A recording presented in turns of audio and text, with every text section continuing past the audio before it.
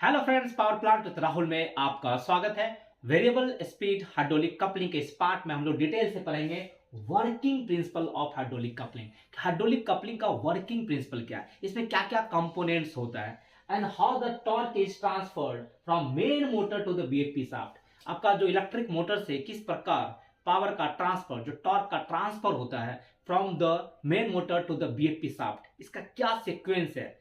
जैसे आप इसमें पढ़िएगा फ्रेंड कि आपका एक पंप इम्पेलर्स होता है और एक टरबाइन व्हील होता है, एक वर्किंग चैम्बर होता है जिसमें एक आपका एक, मैं आपको डिटेल से फ्रेंड इसमें वीडियो में बताऊंगा कि एक इनपुट शाफ्ट होता है। इनपुट शाफ्ट के एक एंड में आपका पंप इम्पेलर्स होता है जहां पे आपका रेडियल वेंस होता है और रेडियल वेंस होता है वो works as a centrifugal pump होता है। और एक आपका सेकेंडरी शाफ्ट होता है, सेकेंडरी शाफ्ट के एक एंड में आपका टरबाइन व्हील होता है। तो आपका पंप इंपेलर से जो ऑयल प्रेशराइज होके आपका टरबाइन जो ब्लेड्स होता है उस ब्लेड पे स्ट्राइक करता है और टॉर्क का ट्रांसफर होता है।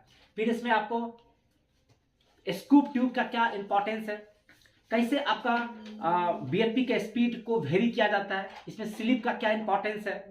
जैसे फुल लोड स्लिप आपका इसका 2% होता है, तो स्लिप क्यों जरूरी है, तो इसका बेसिक इंफॉर्मेशन मैं इसमें आपको डिस्कशन करूंगा कि किस प्रकार से मेन मोटर जो इलेक्ट्रिक मोटर को जब स्टार्ट करते हैं तो वहां से टॉर्क किस प्रकार से ट्रांसफर होता हुआ आपके बीएफपी शाफ्ट के पास पहुंचता है। तो बड़ा इंपॉर्टेंट टॉपिक है ये, इस वीडियो को जरूर देखेगा, लास्ट तक देखेगा, आपको काफी समझ में आ जाएगा कि हाइड्रोलिक कपलिंग किस प्रकार से वर्क करता है। और जो भी फ्रेंड्स अभी तक मेंबरशिप नहीं लिए हैं तो मेंबरशिप लें। अभी तक बहुत सारे फ्रेंड्स मेंबरशिप लेके इसका फायदा उठा चुके हैं। मेंबरशिप ले, आपको उससे मेरा व्हाट्सएप नंबर मिल जाएगा और जो भी पावर प्लांट से रिलेटेड अगर डाउट है आप मुझे मैसेज कीजिए, मैं आपको उसमें रिप्लाई दूंगा। तो आइए वेरिएबल स्पीड हाइड्रोलिक कपलिंग के इस पार्ट को हम लोग स्टार्ट करते हैं।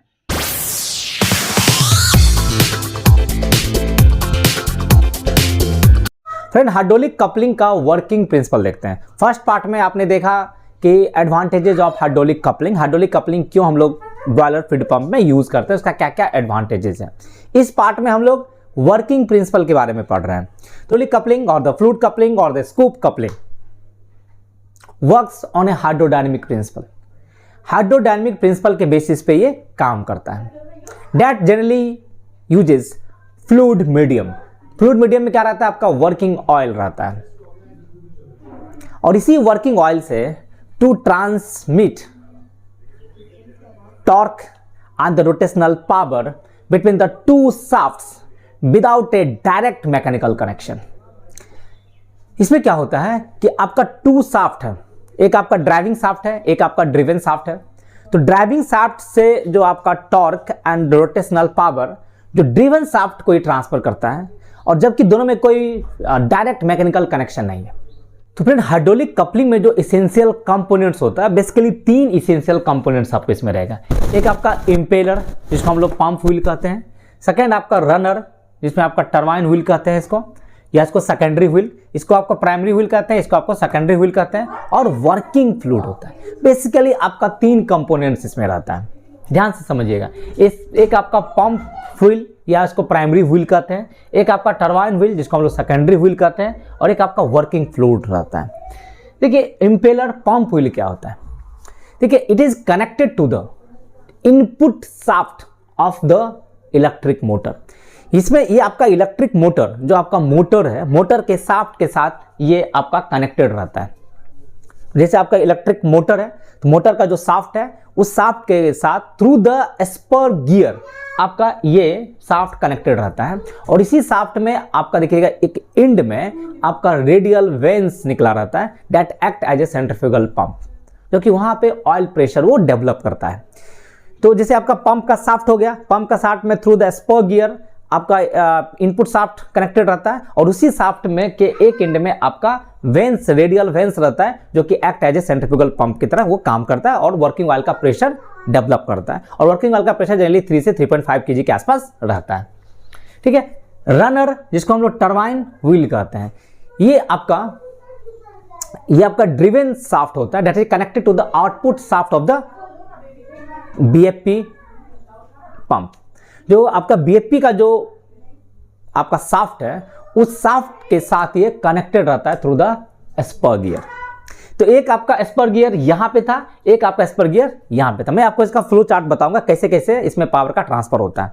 ठीक है, आप पहले इसको समझ लीजिए कि आपका एक टरबाइन व्हील होता है जो कि आपका जो बीएफपी के शाफ्ट के साथ ये कनेक्टेड रहता है थ्रू द स्पर गियर, और इसके एक एंड में आपका ब्लेड्स रहता है that act as a turbine. तो आपका जो वर्किंग ऑयल जो होता है वो आपका पंप व्हील से निकलता है प्रेशर के साथ, और आपका जो टरबाइन का जो ब्लेड रहता है उस ब्लेड पे ऑयल स्ट्राइक करता है और उसका रोटेशन देता है। और जब आपका ये शाफ्ट रोटेट करता है ड्रिवन शाफ्ट, तो आपका बीएफपी का शाफ्ट भी रोटेट होने लगता है। ठीक है, और एक आपका वर्किंग फ्लूइड होता है that works as a medium for power transfer. इसी वर्किंग फ्लूइड के थ्रू ही पावर का ट्रांसफर होता है from the motor to the pump. तो ये आपका लो विस्कोसिटी ऑयल होता है that is filled in the working chamber between the pump wheels and the turbine wheel। जो आपका पंप व्हील्स और टर्बाइन व्हील्स के बीच में आपका एक स्लाइटली थोड़ा सा गैप रहता है जिसको हम लोग वर्किंग चैम्बर्स कहते हैं। वहीं पे आपका स्क्यूब ट्यूब रहता है कि जितना आपको पावर का ट्रांसफर करना है उतना ज़्यादा वो ऑयल का फ्लो को इंक्रीज करेगा। मोर ऑयल वर्किंग चैम्बर में होगा, मोर पावर ट्रांसफर होगा, मोर बीएफपी का स्पीड होगा। तो फ्रेंड यहाँ पे पावर का ट्रांसफर, पावर का जो ट्रांसमिशन होता है वो कैसे होता है, कैसे आपका इलेक्ट्रिक मोटर से पावर बीएफपी तक पहुंचता है, मैं आपको इसमें स्टेज वाइज बता रहा हूँ। जरा ध्यान से इसको देखिएगा। जैसे आपका एक इलेक्ट्रिक मोटर है, इलेक्ट्रिक मोटर आपका 10,000 किलोवाट का मोटर होता है, मीन्स इसमें ये जो है 10 मेगावाट पावर कंज्यूम करता है मैक्सिमम। तो इलेक्ट्रिक मोटर का जो आरपीएम होता है वो 1495 आरपीएम होता है। ओके, आप इलेक्ट्रिक मोटर को स्टार्ट किए, इलेक्ट्रिक मोटर का जो शाफ्ट है वो उसका आरपीएम जो है 1495 आरपीएम होता है। वहां से जो टॉर्क जो ट्रांसफर होता है फ्रॉम द इलेक्ट्रिक मोटर से, वह इनपुट शाफ्ट एक होता है थ्रू द कनेक्टिंग कपलिंग। आपका जैसे इलेक्ट्रिक मोटर का शाफ्ट है, वहां से एक इनपुट शाफ्ट है। इनपुट शाफ्ट और इलेक्ट्रिक मोटर शाफ्ट के बीच रिजिड कपलिंग होता है। तो जैसे आपका इलेक्ट्रिक मोटर स्टार्ट करते हैं, वहां से जो टॉर्क का जो transmission from the electric motor से इनपुट शाफ्ट में आता है थ्रू द कनेक्टिंग कपलिंग आता है। तो इनपुट शाफ्ट का भी आरपीएम कितना हो जाएगा, 1495 आरपीएम हो जाता है। ओके, अब इनपुट शाफ्ट से पावर जो टॉर्क का जो transmission from the input shaft to the primary shaft होता है थ्रू द गियर स्टेज। ठीक है, तो ध्यान से समझिए क्या आपका सीक्वेंस है। जैसे आपका इलेक्ट्रिक मोटर है, इलेक्ट्रिक मोटर में जो आपका टॉर्क का जो ट्रांसफर होता है एक इनपुट शाफ्ट होता है जो कि इलेक्ट्रिक मोटर शाफ्ट के साथ डायरेक्टली कनेक्टेड होता है थ्रू द कनेक्टिंग कपलिंग। वहां पे टॉर्क आया, इनपुट शाफ्ट से आपका क्या होता है कि गियर स्टेज के थ्रू एक आपका प्राइमरी शाफ्ट होता है जिसको हम लोग क्या कहते हैं, पंप व्हील कहते हैं, जहां पे आपका रेडियल वेन्स होता है जो कि act as a centrifugal pump. तो आपका प्राइमरी शाफ्ट के ही एक एंड में आपका रेडियल वेन्स रहता है जो कि work as a centrifugal pump, जहां पे वर्किंग ऑयल का प्रेशर इंक्रीज होता है। तो इनपुट शाफ्ट से आपका प्राइमरी शाफ्ट में जो आपका टॉर्क का जो ट्रांसमिशन होता है थ्रू द गियर स्टेज होता है, जो गियर रेशियो जो है वह 109/32 होता है। तो इस तरह से क्या होता है कि जो इनपुट शाफ्ट का आरपीएम कितना है आपका 1495 आरपीएम है, तो प्राइमरी शाफ्ट का जो आरपीएम होगा वह 5092 आरपीएम हो जाएगा। आप क्या कीजिए कि 1495 इंटू 109 डिवाइडेड बाय 32 कीजिएगा तो आपको 5092 आरपीएम आ जाएगा। ठीक है, तो प्राइमरी शाफ्ट का आरपीएम कितना हो गया, 5092 आरपीएम। और इसी प्राइमरी शाफ्ट में आपका एक एंड में रेडियल वेन्स होता है जो कि act as a centrifugal pump.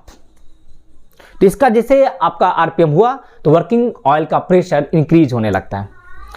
ठीक है, अब प्राइमरी शाफ्ट से जो टॉर्क आया उसका जो पावर का जो transfer to the secondary shaft में आएगा थ्रू द फ्लूइड कपलिंग। आपका सेकेंडरी शाफ्ट के एक एंड में क्या रहता है, ब्लेड्स रहता है जो कि एक्ट एज ए टरबाइन की तरह काम करता है। तो यहां से जो वर्किंग ऑयल का जो प्रेशर इंक्रीज हुआ, वो वर्किंग ऑयल जो है वो सेकेंडरी शाफ्ट के एंड में जो टरबाइन जो ब्लेड था उस ब्लेड पे ऑयल स्ट्राइक किया। आपका सेकेंडरी शाफ्ट क्या होता है, रोटेट होने लगता है। यहीं पे इसी प्राइमरी शाफ्ट और सेकेंडरी शाफ्ट के बीच में ही आपका वर्किंग चैम्बर रहता है, जहाँ पे ऑयल जो होता है वो क्लोज सर्किट में मूव करता है फ्रॉम द प्राइमरी शाफ्ट से सेकेंडरी शाफ्ट से फिर प्राइमरी शाफ्ट, इस तरह से रोटेट करता रहता है थ्रू द कूलर। मैं जब वर्किंग ऑयल सर्किट बताऊंगा तो उसमें डिटेल्स में इसका डिस्कशन करूंगा।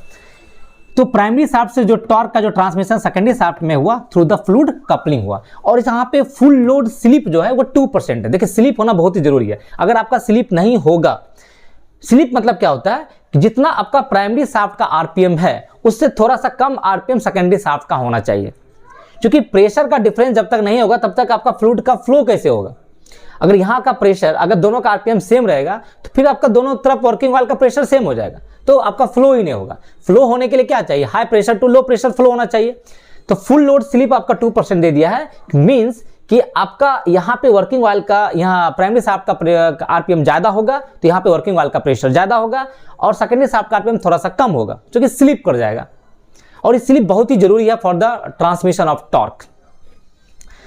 तो आपका सेकेंडरी शाफ्ट का आरपीएम कितना हो जाएगा? सेकेंडरी शाफ्ट का आरपीएम 5092 मल्टीप्लाई आप कर दीजिए 0.98 से, इसको मल्टीप्लाई कर दीजिए। 5092 मल्टीप्लाई फुल लोड की मैं बात कर रहा हूं, फुल लोड में इसका स्लिप 2% है, तो उसके हिसाब से इसका आरपीएम कितना हो जाएगा? 5092 इंटू 1.98 कर दीजिए, तो यहां पे आपको निकल जाएगा सेकेंडरी शाफ्ट का आरपीएम। तो फुल लोड में जब आपका स्लिप 2% हो जाएगा तो उस समय सेकेंडरी शाफ्ट का जो आरपीएम होगा वह 4990 आरपीएम होता है। ये आरपीएम कैसे आया फ्रेंड? मैं आपको पहले बता दिया कि 5092 जो प्राइमरी शाफ्ट का आरपीएम है उससे थोड़ा सा कम आरपीएम सेकेंडरी शाफ्ट का होगा, तो और मैक्सिमम स्लिप आपका 2% है, तो 5092 को आप 0.98 से मल्टीप्लाई कर दीजिएगा तो सेकेंडरी शाफ्ट का आरपीएम निकल जाएगा। ठीक है, तो आपका प्राइमरी शाफ्ट से टॉर्क पावर ट्रांसफर कहाँ हो गया? सेकेंडरी शाफ्ट में थ्रू द फ्लूइड कपलिंग। वहां पे आपका वर्किंग फ्लूइड रहता है जो works as a power transfer medium की तरह काम करता है वो। यहां पे सेकेंडरी शाफ्ट से जो आउटपुट शाफ्ट एक होता है वो through the gear casing, gear stage के थ्रू कनेक्टेड रहता है, और इस गियर स्टेज का जो गियर रेशियो है वह 59/51 है, 59/51। तो आप इस आउटपुट शाफ्ट का जो मैक्सिमम आरपीएम होगा वह 5773 आरपीएम होता है। कैसे ये क्या आया? 4990 को 59 से मल्टीप्लाई कीजिए और डिवाइड कर दीजिए 51 से, तो आपको आउटपुट शाफ्ट का आरपीएम निकल जाएगा। और ये आउटपुट शाफ्ट में जो टॉर्क आया ये मैक्सिमम आरपीएम है। ये इस आउटपुट शाफ्ट का आरपीएम वेरी कर सकता है, डिपेंडिंग करता है आपका स्कूप ट्यूब पोजीशन पे। जैसे प्राइमरी शाफ्ट का आरपीएम फिक्स है, लेकिन सेकेंडरी शाफ्ट का आरपीएम चेंज होता रहेगा, क्योंकि उसमें फ्लूइड कपलिंग है। फ्लूइड कपलिंग में आपका स्कूप ट्यूब है, स्कूप ट्यूब जितना आपका, आप स्कूप का कमांड जैसे मान लो 20% है, 30% है, जितना आपका पोजीशन है, डिमांड है, उतना ज्यादा ऑयल इस सर्किट में फ्लो करेगा। जितना ऑयल सर्किट फ्लो करेगा उतना आपका टॉर्क का ट्रांसमिशन होगा, उतना ज्यादा आपका सेकेंडरी शाफ्ट का आरपीएम होगा। अगर आपका वर्किंग चैम्बर में ऑयल कम है, ऑयल का सप्लाई अगर कम होगा तो लेस ऑयल मतलब लेस टॉर्क ट्रांसमिशन होगा, और लेस टॉर्क ट्रांसमिशन होगा तो सेकेंडरी शाफ्ट का आरपीएम भी कम हो जाएगा। तो सेकेंडरी शाफ्ट का आरपीएम वेरी करता है, डिपेंड करता है आपका स्कूप ट्यूब के पोजीशन पे, और सेकेंडरी शाफ्ट का आरपीएम जैसे ही चेंज होगा आपका इस आउटपुट शाफ्ट का भी आरपीएम चेंज होना शुरू हो जाएगा। और ये आउटपुट शाफ्ट किसके साथ कनेक्टेड है? बीएफपी के शाफ्ट के साथ, जो आपका बॉयलर फीड पंप का जो शाफ्ट है उसके साथ आपका रिजिड कपलिंग के थ्रू कनेक्टेड है। तो जैसे आपका आउटपुट शाफ्ट का आरपीएम चेंज हुआ, बीएफपी जो main boiler feed pump shaft का आरपीएम भी चेंज हो जाएगा, और इसका जो मैक्सिमम आरपीएम है वह 5773 आरपीएम के आसपास होता है। तो फ्रेंड आपने यहां पे देखा कि किस तरह से आपका पावर का ट्रांसमिशन होता है। तो सबसे पहले आपका इलेक्ट्रिक मोटर स्टार्ट करते हैं, वहां से through the torque is transmitted from the electric motor to the input shaft via the connecting coupling. Then input shaft से प्राइमरी शाफ्ट में आपका पावर का ट्रांसफर होता है through the gear stage. Gear, यहाँ पे आपका गियर रहता है, गियर, और गियर के थ्रू आपका पावर का ट्रांसफर होता है प्राइमरी शाफ्ट में। प्राइमरी शाफ्ट तक आरपीएम आपका कांस्टेंट रहता है 5092 आरपीएम। यहां पे आपका फ्लूइड कपलिंग, यहां पे वर्किंग ऑयल रहता है, जो आपका प्राइमरी शाफ्ट से जो टॉर्क है, जो पावर है, उसको सेकेंडरी शाफ्ट तक कौन लाता है? Through the working fluid. तो यहाँ पे जो सेकेंडरी शाफ्ट का जो आरपीएम, मैक्सिमम आरपीएम जो होता है फुल लोड पे, वो 4990 आरपीएम होता है। ये आरपीएम वेरी करता है depending upon the scoop tube position. ठीक है, और जैसे सेकेंडरी शाफ्ट में आपका पावर आया, यहाँ भी आपका गियर है, गियर के थ्रू आपका आउटपुट शाफ्ट में पावर आता है। यहाँ भी आपका गियर रेशियो है 59/51, तो इसका जो इस आउटपुट शाफ्ट का जो मैक्सिमम आरपीएम होगा वह 5773 आरपीएम होगा मैक्सिमम। क्योंकि आपका सेकेंडरी शाफ्ट का जितना आरपीएम होगा उसके गियर के हिसाब से, रेशियो के हिसाब से आपका आउटपुट शाफ्ट का आरपीएम होता है। तो आपका सेकेंडरी शाफ्ट का आरपीएम चेंज करेगा तो आउटपुट शाफ्ट का भी आरपीएम चेंज होगा। और जैसे आउटपुट शाफ्ट का आरपीएम चेंज हुआ, इसके सब थ्रू आपका फ्लूइड आपका रिजिड कपलिंग के थ्रू आपका बीएफपी का शाफ्ट कनेक्टेड है, तो आपका आउटपुट शाफ्ट का आरपीएम चेंज होगा, तो इससे ही बीएफपी का शाफ्ट का भी आरपीएम चेंज हो जाएगा। तो यहाँ पे देख रहे हैं कि किस प्रकार से आपका पावर का ट्रांसमिशन होता है। फ्रेंड, आपको सबसे पहले इलेक्ट्रिक मोटर के थ्रू टॉर्क का जनरेशन करना पड़ेगा, क्योंकि बहुत ही इंपॉर्टेंट चीज है ये कि the torque generated by the electric motor is provided to accelerate the fluid in the primary shaft. Primary shaft जो जहां पे आपका पंप इम्पेलर्स जिसको हम लोग कहते हैं, यहाँ पे आपका रेडियल वेन्स होता है, तो रेडियल वेन को रोटेट करना पड़ेगा, तभी तो आपका वर्किंग ऑयल में प्रेशर जनरेट होगा। तो आपको प्राइमरी ऑयल रोटेट करे, इसके लिए आपको टॉर्क कहां पे जनरेट करना पड़ता है? इलेक्ट्रिक मोटर में।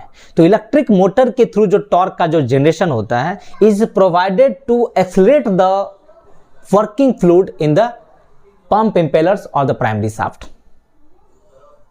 और there is a delay in the torque transmission in the secondary shaft. यहां पे आपका प्राइमरी शाफ्ट में क्या है? पंप इम्पेलर्स है, और सेकेंडरी शाफ्ट में क्या है? टरबाइन व्हील है।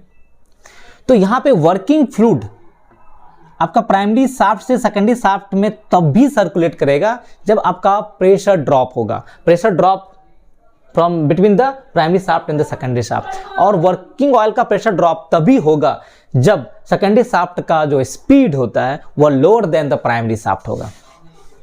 इट मीन्स वहां पे slip is required, slip is necessary for the power transfer from the primary shaft to the secondary shaft. अगर स्लिप नहीं होगा तो पावर का ट्रांसफर ही नहीं होगा, इसलिए आपको स्लिप इज रिक्वायर्ड। आपको प्राइमरी शाफ्ट का आरपीएम ज्यादा होना चाहिए, सेकेंडरी शाफ्ट का आरपीएम कम होना चाहिए, तो वहां पे slip is required, slip is necessary to transmission of power from the primary shaft to the secondary shaft. और इसी स्लिप से क्या होता है कि आपका हीट जनरेशन होता है, पावर का लॉस होता है। वहां पे पावर का लॉस होने से जो वहां पे पावर लॉस हुआ वो हीट जनरेट करता है, और वो आपका वर्किंग ऑयल एब्जॉर्ब करता है, और वर्किंग ऑयल का टेम्परेचर इंक्रीज होने लगता है। तो ये जो हीट जो डिसिपेटेड करता है वर्किंग ऑयल, कहाँ पे? वर्किंग ऑयल कूलर होता है। तो वर्किंग ऑयल सर्किट में मैं इसको डिटेल से डिस्कशन करूँगा। फ्रेंड, जब आप डिटेल में देखिएगा कि फ्लूइड कपलिंग के अंदर, फ्लूइड कपलिंग के अंदर आपका देखिएगा वहाँ पे टोटल 3 पंप होता है। मैं आपको इसकी डिटेल बताऊंगा, थोड़ा सा बेसिक बता देता हूँ कि फ्लूइड कपलिंग में आपका 3 पंप होता है। एक आपका वर्किंग ऑयल पंप होता है, एक मेन ऑयल पंप होता है, और एक आपका ऑक्सिलरी ऑयल पंप होता है जो कि इलेक्ट्रिकली मोटर ड्रिवन होता है। ठीक है, तो main oil pump and electrically driven auxiliary oil pump, दोनों पंप का जो मेन काम होता है to lubricate the bearing of the pumps और द हाइड्रोलिक कपलिंग। इसमें जो जहां जहां आपका बियरिंग है, बियरिंग लुब्रिकेशन के लिए यूज होता है। ठीक है, और एक वर्किंग ऑयल पंप जो होता है जिसको हम लोग सेंट्रीफ्यूगल पंप होता है, इसका मेन काम होता है पावर ट्रांसमिशन करना from the primary shaft to the secondary shaft. वो आपका क्लोज सर्किट में रोटेट करते रहता है। तो आपका वर्किंग ऑयल पंप जो है सेंट्रीफ्यूगल पंप हो गया, मेन ऑयल पंप जो है वो गियर पंप हो जाता है, और ऑक्सिलरी ऑयल पंप भी आपका सेंट्रीफ्यूगल पंप है। इसका डिटेल मैं आपको बाद में बताऊंगा।